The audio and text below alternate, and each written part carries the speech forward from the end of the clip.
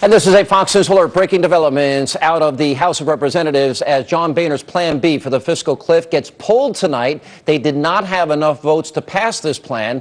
Now, the president is now releasing a statement saying he will work with Congress to prevent tax hikes for going up for 98% of Americans, but obviously the time is ticking.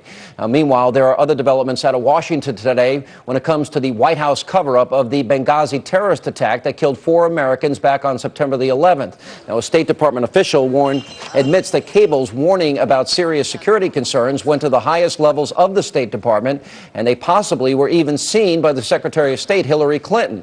Now, here's how we learned all this. Secretary Clinton was supposed to testify before lawmakers on Capitol Hill earlier today, but due to a so-called concussion, she was forced to reschedule. Therefore, Deputy Secretary of State William Burns went in her place. And during his testimony, Burns acknowledged these cables actually existed and they went all the way up the chain. Watch this. Who in the department reviewed or was briefed on the cables that were sent from the Post in June and August of 2011 regarding the security situation? And to what level did those cables get reviewed? Well, they certainly would have been reviewed up through assistant secretary level, and it may be that some of my colleagues on the 7th floor saw them as well. Guess who sits on the 7th floor? Well, Secretary of State Hillary Clinton. Now, this damning news comes just one day after an independent review board released its blistering report blaming the State Department for various inadequacies. Now, 4 State Department officials have already resigned, and I think we're just beginning to scratch the surface. Joining me now are 2 lawmakers who were at the hearing this morning, Senator Mike Lee and Senator John Barrasso. And gentlemen, welcome to Hannity. Thanks for being with us. Thanks for having us. Thank you. Senator Lee, quick question, though, on the news about the House. They didn't have the votes. What does this mean, considering Harry Reid wasn't going to take it up anyway? It means that we need a plan. We need real leadership from our president, who needs to come to the table with cuts, who needs to acknowledge the fact that our government isn't living within its means because it's spending too much. We've got a lot of revenue. We just need to find areas to cut, and it takes leadership to do that. That leadership has been absent from this president. He needs to come to the table, and he needs to help us come up with some ideas as to where we can cut. Yeah, I think the president has wanted to play politics with this from the beginning. Senator Barrasso, let me move to the Benghazi hearings that took place today. This is a very damning report, and I wanted to get your reaction to the testimony today. Well, it is a very damning report. It tells you that purely mistakes were made, lives were lost, and hopefully there will be lessons learned. But we need to hear from the Secretary of State. I believe that the president and this administration had a deliberate cover-up, or if you want to call it that, or I think really an effort to deceive the American people from the beginning of this.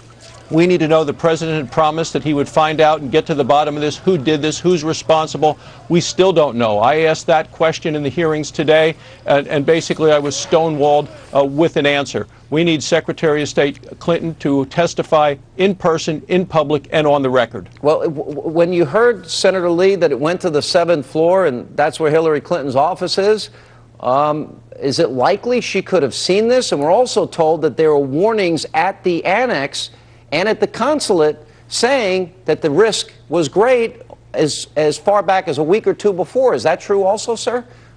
Yeah, I think that is true. And look, what we have to remember at the end of the day, Sean, is that this is important to know. It's good to know that there were security lapses that were foreseen that left our U.S. mission in Benghazi vulnerable and unfortunately, tragically led to the deaths of 4 brave Americans. But what remains unanswered is why it is that the president, 5 days after this happened, was still insisting through his spokesperson that this was somehow the result of an anti-Islam video. Actually, 2 weeks later, if we go to where he was on The View and was at the UN, isn't that correct?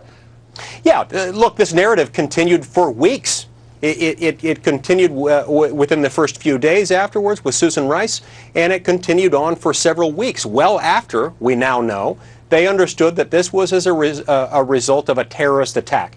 A terrorist attack that they understood was an attack, and that they also understood stemmed from a lack of preparedness in response to a relatively foreseeable attack. Senator Barrasso, I conclude, and I've been following this from the very beginning, and most of what we said, if not all, turned out to be correct.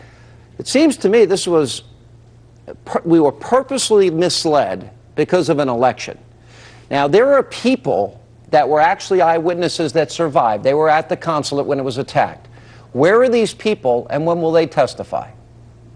Well, we want to hear from all of those people. The American people expect and want answers, but you're absolutely right. What the facts on the ground were flew in the face of what the president was talking about in the election.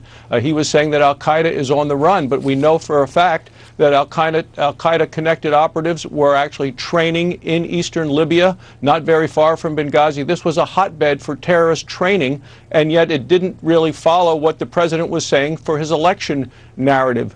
All right, and that's why I gentlemen. think, Sean, this was a deliberate deception. All right, gentlemen, thank you very much. We'll continue to follow the story that the mainstream media ignores. We have 4 dead Americans, including 2 SEALs, and the first ambassador killed in 30 years, and obviously a cover-up, and we'll get to the bottom of it. Gentlemen, thank you very much. Thank you, Sean.